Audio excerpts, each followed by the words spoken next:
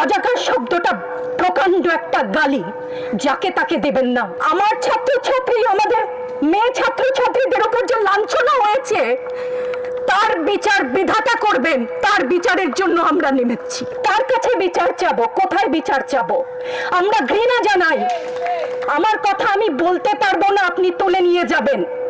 প্রতিবাদ করতে পারবো না, ভিন্ন মত প্রকাশ করতে পারবো না, আপনি আমাদেরকে রাজাকার বলে গালি দিবেন।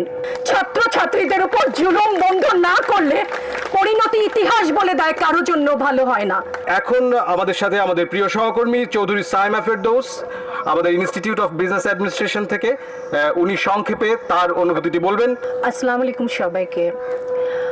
আমার বলবার অনেক কিছু আছে, সংক্ষিপ্ত করার কথা আমি খেই হারাচ্ছি, আমি কোনটা বলবো আর কোনটা বলবো না, সেটা আমার ঘৃণা।